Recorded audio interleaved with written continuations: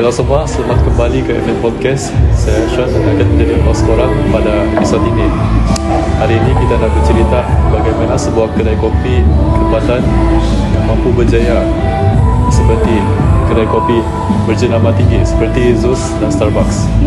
Saya tahu ramai antara korang suka lepak kedai kopi, selfie dengan latte arts dan postkan IG. Tapi pernah tak korang terfikir apa cerita di sebalik kejayaan sebuah kedai kopi? Hari ini eksklusif di FM Podcast. Pada episod ini saya ingin memperkenalkan pengurus-pengurus besar kedai kopi kita. Sebelum itu saya sila memperkenalkan diri. Saya Prishla dari pengurus pemasaran. Saya Atifah sebagai pengurus sumber manusia. Saya Martin Syazli sebagai pengurus pengeluaran. Saya Nur Alisha dari pengurus keuangan. Saya Alia sebagai pengurus ICD.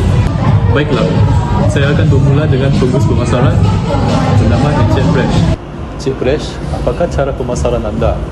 Strategi yang kami gunakan ialah pertama, kami akan menyasarkan golongan sasaran kami. Contohnya golongan muda, orang pejabat dan juga pencinta kopi premium. Oleh itu kami membuat media sosial ini sebagai kedai depan kami untuk mempromosikan, menghasilkan konten yang lebih kreatif. Contohnya kami membuat video penghasilan kopi kami, pembuatan kopi kami supaya ia dapat menarik peminat kopi dan juga pelanggan tetap kami maupun baharu.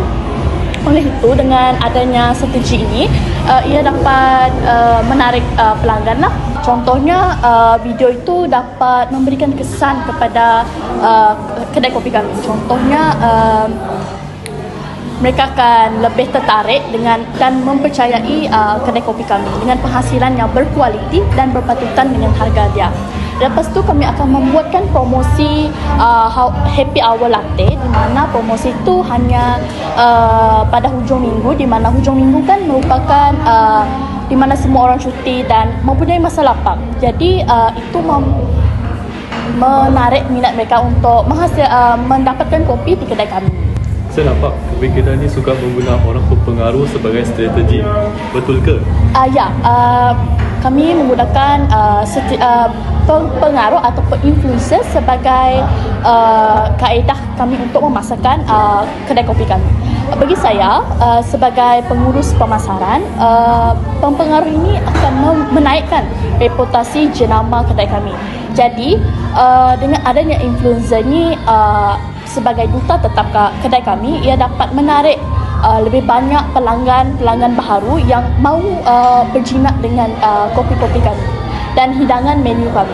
Jadi bagi saya pengaruh ini jika dia memiliki sesuatu itu, dia punya pengikut akan tertarik dengan apa yang dia nak. Baiklah. Ada tak lagi strategi pemasaran cik? Bagi saya itu saja perkongsian saya sebagai pengurus pemasaran. Bagi saya pemasaran ini bukan setakat nak promote barang saja, tapi dia adalah strategi pengurusan yang terancang supaya kami dapat mencapai matlamat kami.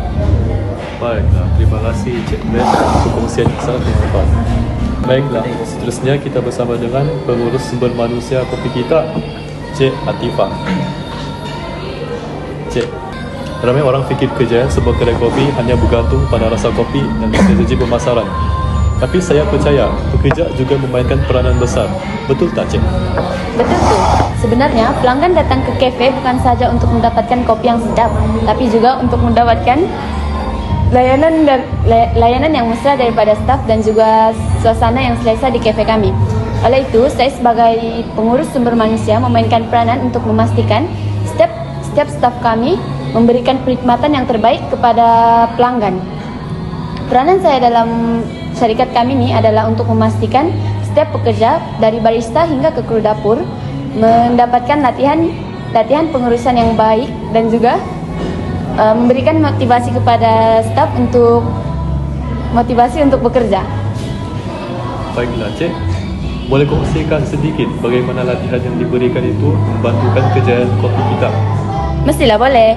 Syarikat kami akan memberikan latihan dalam 2 aspek utama, iaitu dari segi teknikal dan juga dari segi komunikasi. Pertama, kami akan mengadakan latihan teknikal. Latihan teknikal ini adalah di mana semua barista kami akan diberikan latihan berkaitan cara pemilihan biji kopi yang berkualiti, cara mengendalikan mesin espresso dengan baik, dan juga cara untuk buat minuman dengan standar rasa yang konsisten.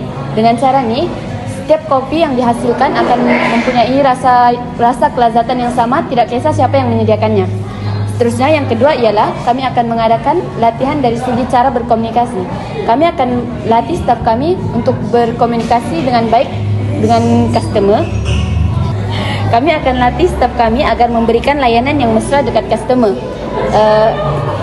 selalu senyum dekat customer, dan juga menggunakan bahasa yang sesuai dan sopan kepada customer. Contohnya, barista kami bukan saja pandai dalam membuat latte art, tapi juga bijak dalam berkomunikasi dengan customer.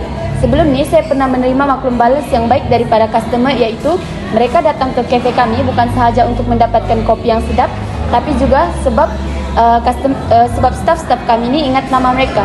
So, benda tu yang membuatkan customer kami rasa dihargai dan datang kembali ke kafe kami. Wah, itu memang membuat pelanggan rasa istimewa. Tapi, bagaimana pula awak pastikan pekerja sentiasa bersemangat dan tak cepat letih, terutamanya pada waktu yang sibuk? Kami akan menjaga kebajikan staf dengan memberi waktu rehat yang cukup, suasana kerja yang selesa dan positif, dan ganjaran. Sebagai contoh, kami akan membahagikan staf kami kepada 2 shift, iaitu shift siang dan shift malam.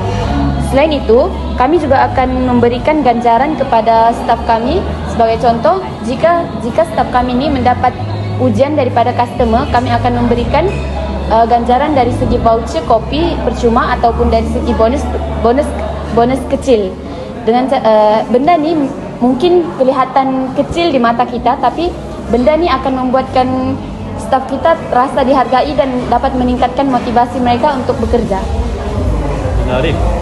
Jadi, awak percaya bahawa tenaga kerja yang gembira dan memberi kesan langsung kepada kejayaan kopi kita? Ya, betul tu. Bila staf gembira, mereka akan beri layanan yang baik kepada customer kita. Benda ni akan membantu untuk membina hubungan jangka masa panjang dengan customer dan dapat mewujudkan lebih banyak pelanggan istimewa untuk kafe kami. Kejayaan kopi kita ni bukan sahaja datang daripada teknologi dan pemasaran, tapi juga datang daripada tetapi juga datang daripada orang-orang belakang kaunter yang membuat pelanggan rasa seperti berada di rumah. Terima kasih, Cik Atifah, atas perkongsian yang sangat bermanfaat. Terima kasih atas perkongsian yang sangat bermanfaat, Cik Atifah. Jelas sekali, kejayaan kopi kita memang banyak bergantung pada pengurusan sumber manusia yang berkesan. Baiklah, saya akan beralih terus ke Cik Alisha. Baiklah, saya akan terus beralih ke Cik Alisha. Cik Alisha sihat? Baiklah, kami tahu kopi kita berkembang pesat dari sebuah kedai kecil menjadi 5 cawangan dalam 3 tahun. Ramai yang nak tahu bagaimana kewangan memainkan peranan dalam kejayaan ini. Pertama kali saya ingin mengucapkan terima kasih kerana menjemput kami pada hari ini. Sebenarnya kewangan adalah nadi kami. Saya akan memastikan setiap sen untung yang dibelanjakan adalah secara strategik. Contohnya, saya dan tim akan bekerjasama untuk mencari ladang-ladang yang terpilih daripada pelbagai negara untuk mendapatkan biji kopi yang premium. Kerana kami akan mempentingkan kualiti daripada kuantiti. Oleh itu, kami akan merancang bajet yang ketat supaya kos masih terkawal. Menarik. Saya juga dengar kopi kita banyak guna teknologi dalam operasi. Itu pun hasil perancangan kewangan.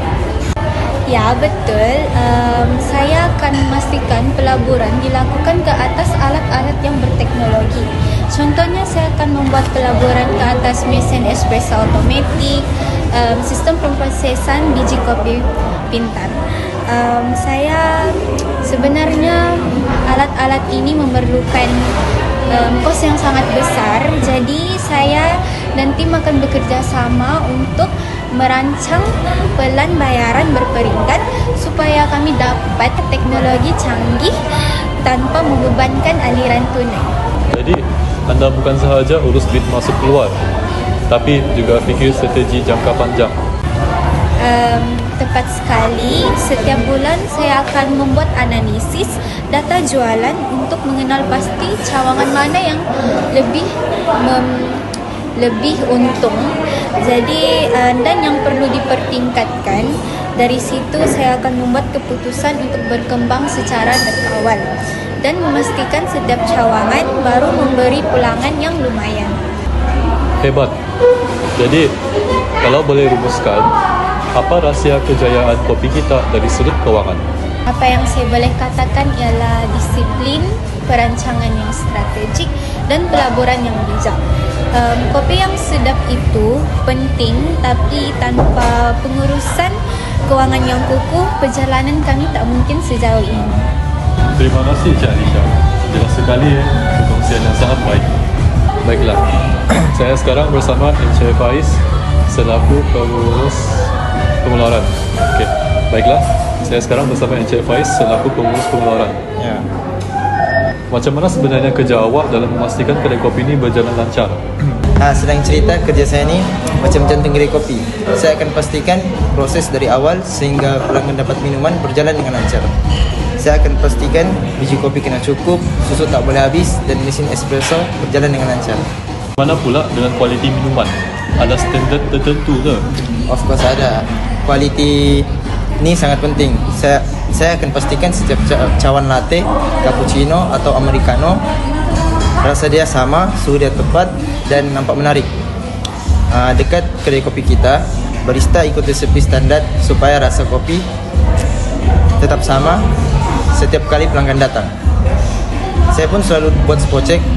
Kalau susu dah dekat tarik luput atau biji kopi dah tak fresh, saya akan tukar dengan segera. Kedai kopi kan berguna bahan. Macam mana awak kawal kos supaya tak membazir? Itu memang susah sikit lah. Saya akan pastikan kalau barista salah buat minuman atau tertumpahkan, itu kira ada rugi. Jadi saya rancang elok-elok, sediakan bahan berdasarkan berapa ramai pelanggan yang akan datang supaya tak berlaku pembaziran. Saya juga cek stok selalu supaya kita beli bahan cukup-cukup dan tak akan rosak sebab terlalu lama. Baiklah, akhir sekali, timing pun penting kan? Macam mana pastikan pesanan siap cepat? Betul. Kalau pelanggan tak suka tunggu lama. Kalau mereka pesan latte dengan kek, saya akan pastikan pesanan tu siap serentak. Kadang saya kena atur aliran kerja supaya semua pesanan keluar tepat pada masa. Kalau lambat, mereka boleh pergi ke kedai kopi lain. Jadi timing tu penting sama dengan rasa. Baiklah Encik Faiz. Untuk pengurus yang terakhir, saya ingin menjemput Encik Alia selaku pengurus ICT. Wah, ramai ingat buat kopi ini cuma pasal bancuh air panas dengan seberuk kopi. Tapi awak guna teknologi, betul tak? Betul tu. Dekat kopi kita ni prosesnya jauh lebih canggih. Contohnya kami guna mesin pemanggang kopi pintar yang dilengkapi dengan sensor IoT. Mesin ni dia boleh ukur suhu dan kelembapan kopi tu dengan tepat. Lepas tu setiap biji kopi yang panggang tu dia pada tahap perfect roast. Jadi apabila semua kopi tu dia dah siapkan, data semua tu dia akan masuk terus ke dalam sistem kawalan pusat. Walaupun saya dekat luar pejabat, saya masih boleh tengok saya masih juga boleh pantau dari telefon. Hebat. Lepas dipanggang, terus siap ke? Tak. Lepas tu biji kopi tu dia akan masuk ke sistem automasi pengisytiharan dan pengurusan. Okey, robot tu dia akan giling kopi tu ikut tahap kehalusan yang kita sendiri tetapkan. Okey, lepas tu barulah dia akan dibungkus guna mesin automatik. Okey, lepas tu dalam sejam macam tu boleh siapkan banyak ratusan pack kopi lah. Jadi setiap kopi yang kopi kita hasilkan tu dia bersih, dah dihasilkan yang cepat dan konsisten. Kalau stok habis, macam mana? Dekat sinilah perisian rantaian bekalan bersepadu mainkan peranan. Sistem ni dia pantau stok biji kopi, kira jumlah pesanan dan rancang penghantaran. Jadi pelanggan dia sentiasa dapat kopi yang segar tanpa kelewatan. Saya dengar kopi kita ada aplikasi sendiri. Betul tak? Ya, betul tu. Kami ada aplikasi mudah alih kopi kita yang membolehkan pelanggan dia buat pesanan dari telefon, bayar tanpa tunai dan pilih penghantaran. Semuanya di hujung jari je dan lancar dan cepat. Nampaknya, rasa kejayaan kopi kita bukan sahaja kopi sedap, tapi teknologi yang canggih. Tepat sekali. Kami gabungkan seni tradisi pembuatan kopi dengan inovasi dan moden. Jadi setiap cawan kopi yang dihasilkan tu dia bukan sahaja beraroma dan sedap, tapi juga dikeluarkan dengan sistem yang efisien dan pintar. Okey, terima kasih pengurus ICP Cik Alia. Lepas ni saya rasa kopi pun jadi lebih sedap bila tahu teknologi di belakangnya. Wow, banyak benda kita belajar hari ini tentang perjalanan kopi kita Sdn Bhd, dari kisah permulaan yang penuh cabaran, strategi pemasaran yang unik, sampailah ke budaya kerja yang menjadikan mereka jenama kopi tempatan yang disegani. Harapnya, Korea yang tengah dengar dapat inspirasi. Sama ada untuk terus menyokong produk lokal atau mungkin tercetus semangat membina bisnes sendiri. Itu sahaja untuk episod FM Podcast kali ini. Jangan lupa follow kita di Apple Podcast dan juga Instagram untuk update terbaru. Terima kasih kepada semua pengurus kopi kita yang sudi berkongsi, dan terima kasih juga kepada korang yang setia mendengar. Jumpa lagi di episod akan datang. Terima kasih.